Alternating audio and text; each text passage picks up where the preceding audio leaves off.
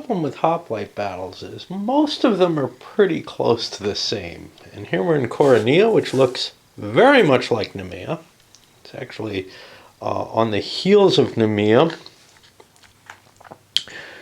We have that Theban alliance with the big double D, but they're less largely excited about fighting this battle. So most of the allies, they've gotten to be kind of weaker units here. Now the Spartans have somewhat better units, but they're not all that gung-ho. They've got a lot of, they've got the Greek mercenaries and the Asians mixed in here.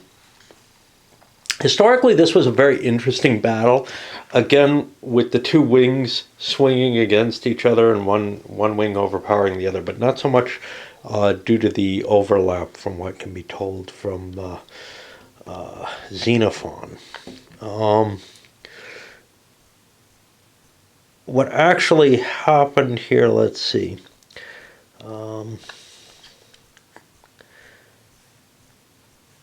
The Theban 10,000, or no, the Spartan 10,000, and the Asian Greeks charged the troops opposite them and routed them over on this side. And the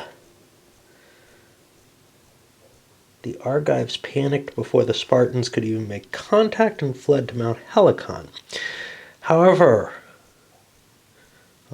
Agesilaus' troops assumed the battle was over and offered him a garland. Just then the news came that the other flank, the Thebans, had broken through on the edge and were in the baggage train ransacking the loot. Agesilaus wheels his phalanx around and then goes head on instead of any kind of outflanking, and it results in an absolute bloodbath. I'm assuming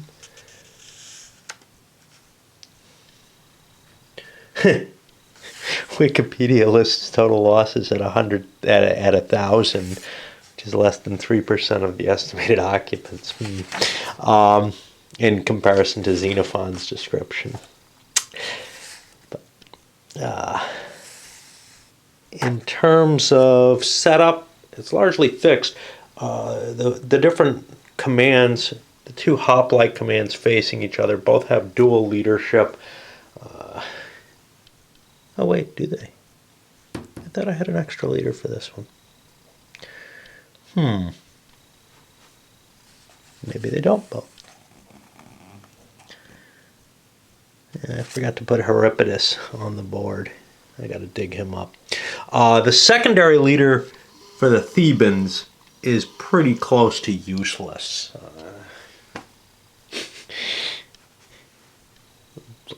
And then leaderless commands for the cav for both sides. There's cav here.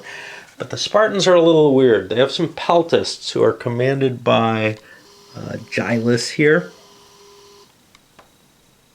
And he has a regular command over the peltasts, although the peltasts and the light cav are activated by the same activation marker. Unfortunately, the setup that's shown shows some of the peltasts way out of command, which isn't terribly bad. They are peltasts after all. They don't really want to engage.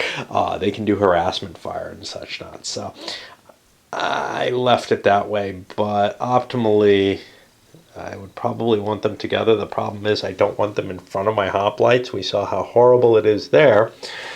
And this is what is shown for no good reason, but so we'll go with it. I'll dig up that other leader and we'll kick this off very shortly. Okay, well, this is a game without an initial initiative, so I'm going to roll the dice. Pink over for the Theban side. We end up with Spartan initiative. Looks like I gotta pick this sucker up. I can throw all my Thebans in.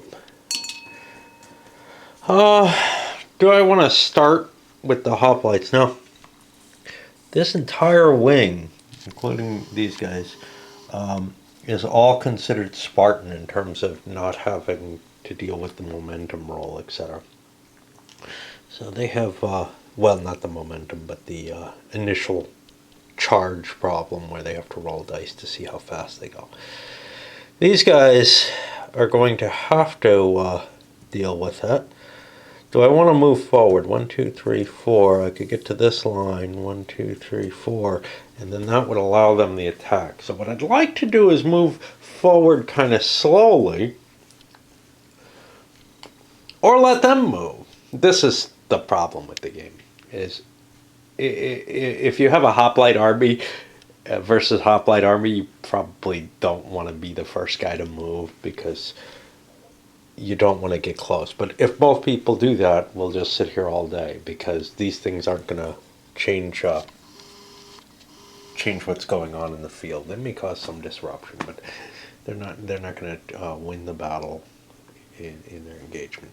So I'll take my hoplites and I'll start with them, I guess. You know what? No, I'm gonna take the cavalry peltists. I'm gonna throw the hoplites in here. Now, again, if I took the hoplites and refused to move, or the momentum chit and refused to use it or something, I feel like I'm defeating the point of the game. You know, so you've got to do something which actually reduces your chance of winning, I think, by starting to move forward, or else nobody's gonna. You'll never win if neither side moves forward. That's my feeling. So I just launch my attack, unless I have some dominating reason that I can justify not doing so. All right, let's get these guys moving. And after a quick engagement here, a little attack here, I noticed, wow, those are peltists over here. I don't want to engage them with the light cav from the front. That doesn't work out particularly well. I think even from the back isn't particularly good. So I'm leaving my peltists in the front to cope with them. And then the next action was the hoplite who charged forward. A couple of these running. These guys at a trot. I kept the quality guys a little slower because on average these guys are going to make it 1, 2, 3, 4, and then I get first swing in, which I like. And peltists close a little bit just to hold those guys, tie them down a little bit. And over here the Theban light cav able to get 2 to 1 coming in from the angle, boom, into here, routing him away. And now the cav should be able. The cav actually is okay against peltists. So if I can get from behind, can I get the rear of the peltists? I can get the attacker superior, and the chart isn't that bad. It's the 6 chart, which with the attacker superior advantage, maybe with 2 to 1 odds or something, I can get well. Or do well. Let's see what we got here. We got a Theban momentum.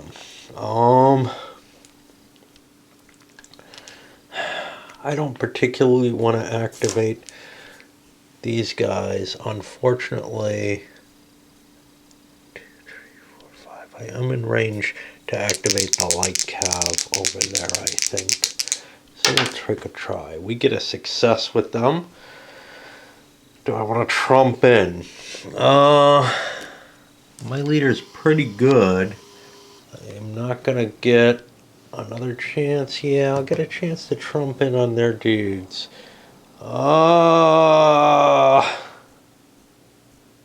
I could trump in with is my hoplites, and they would have to charge forward if I do.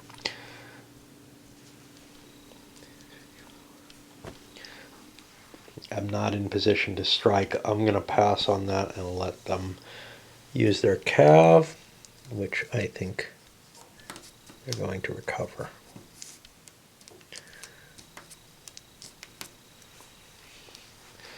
It's going to get chased away by the peltists, but that's okay. That puts us to Spartan momentum. We don't particularly want to roll this, but I guess we have to. We don't get it. And that'll put it on the Theban hoplites, and we'll see how far they make it. Yeah. I should try trumped in to prevent this, but that's the end of the cup. Yeah, I didn't trump before. I should have trumped in to prevent this. We got one guy running, hitting the edge here. These guys kind of, as I said, they didn't quite make it. This guy's going to be facing 2, which is problematic for him. But we end up with 2-1 over here. And we'll see overall the advantages to the Thebans for hitting first here. But these guys, we don't know which way that's going to fall. Should have definitely tried Trump though. Things go very poorly for the Spartans right to begin with. Here's what we got. Nothing too exciting. The line is just locked in everywhere where it's fighting. Damage, the table's very smooth. It doesn't tend to give you extremes. But route point's way down. Why? Because my leader went under. Killed the Spartan leader. And that's 20 points right there. Boom. Only 2 leaders count in this game, the 2 commander-in-chiefs. They count as 5 times their command ability. He had a 4 effect. I think it's effectiveness. If it's charisma, I get 5 points back. Let me see. These videos tend to be so short because even though they say these battles take a couple hours, that's 5 times their charisma rating, so I get 5 points back. Whoopee. But losing a good leader, yeah, it sucks. Right, Sparta wins the initiative again, and the hard call here is it better to use my peltists with hit and run tactics or whatever, or do I want the slight advantage of the hoplites hitting first? I think I'll go with the hoplites hitting first. That has more chance of actually doing something, but there's not much value. They're both slight advantages, so we'll do that. In this one I'm not as disturbed, but I'm noticing something from the last 2 that has bothered me. The battle, very little happened. One of the Theban units broke. But the quality for the Spartans is all on this side. The quality for the Thebans is all on that side. That may be fine for Coronea. In Nemea, that was also the case. The quality was weighted on the side where the right shift was the claimed reason for the battle turning out the way it did. And in both cases, you have the battle with one side dominate, with the right flank dominating the left flank in the battle. Now, it may have been the case that the heavier troops were put on that right flank, but in Nemea, the argument given historically sounds like an outflanking, or at least that's how Masters Berg and Herman interpret it. Yet it feels like they kind of cheated in that one, or maybe just said, the hell with that, that probably didn't really happen. But that's not how they represent the battle. They represent it as if it happened, and then their reflection in the game doesn't match that. And I feel like that's a little bit of fudging the issue. It may actually be the truth, though, because the right shift in the game, given the setup that they give, would not give you that kind of outflanking situation. And hoplites trying to outflank aren't all that good because they wheel and they take damage from it. Let's see what our next pick is going to be. Thebes. It's kind of interesting. I'm kind of dreading work right now because I've got to face something new, at least for a long time. I've got a lot of time before work today, but I've got to actually do some coding, and coding itself is fine. I don't mind doing that, but I've got to get a project that already exists to compile, and I haven't dealt with an ant build in like God knows how long. Maybe since I was an undergrad. I'm not sure. I'm sure I had one at some point in Apollo, but at the point in the battle where many of the hoplites are fairly heavily hit up, which means if this was a normal non-hoplite battle, we'd have routes all over the place, but this is all pretty much staying in battle, whereas the Thebans here took to running, and this is a lot of points here.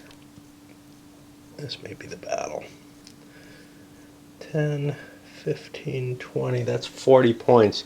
We only have 45 total. So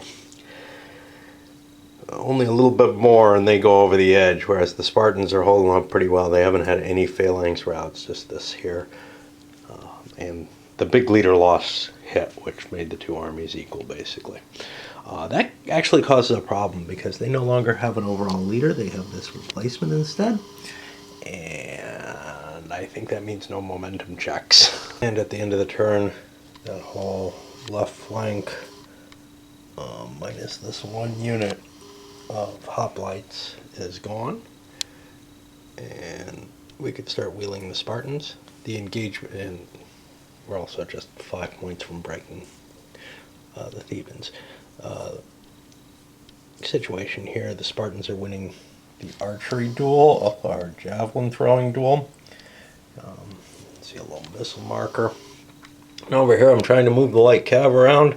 These Peltas might be able to chase them down. They can't help in the fight because they're engaged there. The light cav should win out eventually against the light infantry. J.A. Jones be damned. Just because I can sweep around behind them and catch them, the higher mobility is going to be the advantage there.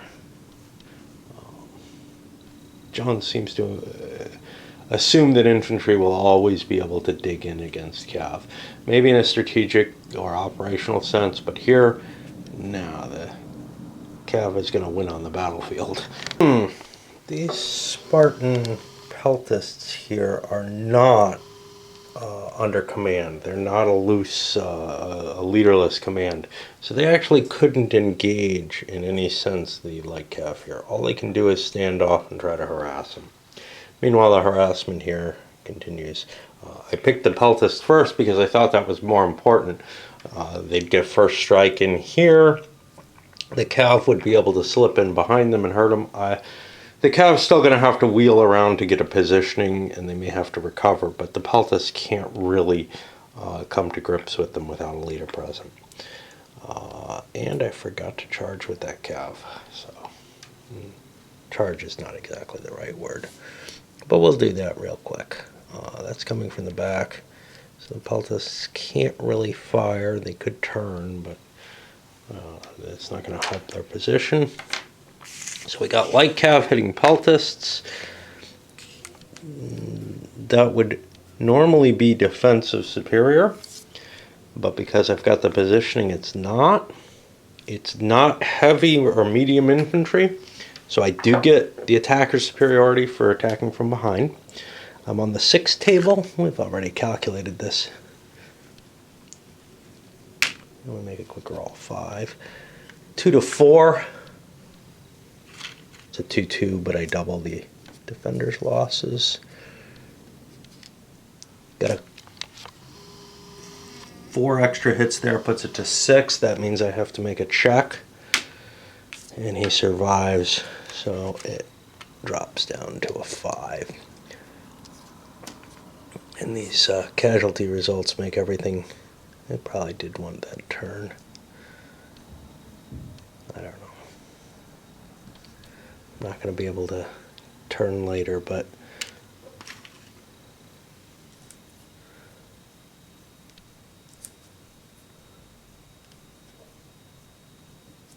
I will be able to bring this guy in to hit. He's actually out of missiles too, if that's an issue for having engaged. Yeah, however, unintentionally. Next pick. Next pick is the hoplites. I gotta do them before I start, but I got some login work to do. The hard part with the Spartan command here is what to do with these guys. Everything else is pretty much assigned to a battle. These guys, it would be kind of neat to swing them into action and get them behind the Thebans, but they're not in the best of shape. So I think a recovery action is warranted here, just to reduce the cohesion hits on them. And of course by that time the battle will probably be over, but I don't really want to send them in where they're just as likely to get routed as anything else. Although, let's see, 1, 2. This guy could take 2. That puts him up to a 6, and then he hits. If he takes a cohesion hit, he's checking for routes already, though. And I already have 2 to 1 there. So I think I need to upgrade him. And this guy wheeling would be 1, 2. And then he'd be able to hit. He might join the attack. That looks advantageous because this unit is pretty bad involved. Okay, it looks like it's about over here. Thebans have 2 routed units. They're probably not going to be able to recover both of them. Spartans have 1, which is going to take a significant hit. That's 14 out of their, but they're still fairly healthy. They're also losing this turn. So they're losing about half their route points. But I don't see any easy way, unless there's a momentum to successful, which is only 20% chance. He's got a 1. To get these guys out of there. Well, the momentum check failed, but I also had the base chip still in the cup, and that obviously I got to go. But the rally checks failed. One stayed on the board, the other one has me down to -7. It doesn't matter really either way. There's not going to be any trumping by the Spartans. They don't have an overall commander. They got a couple of their units routing now as well. So, well, we had one already accounted for, but we're looking at 13, 26 points running from the field, and then this 30 points. So we're down to 3/4. It's just there's not enough fighting left to be done to route enough big points that the Spartans could lose the battle at this point. But I'll finish it up. Some connectivity problems won me about 10 minutes there. Anyway, that's it. The Peltas, one of them snuck in and routed the Spartan cav here. These light cav are wheeling around trying to get a grip on those Peltas, but it's really hard to hit the lights. Other than that, that's all we got. And we're going to score this light cav. And these two, 13, 26, 30 points off here. But over here we've got another 12 going. And we're already, that puts us to -19. So it is a fairly clear victory by the Spartans this time. All right, let's send it up.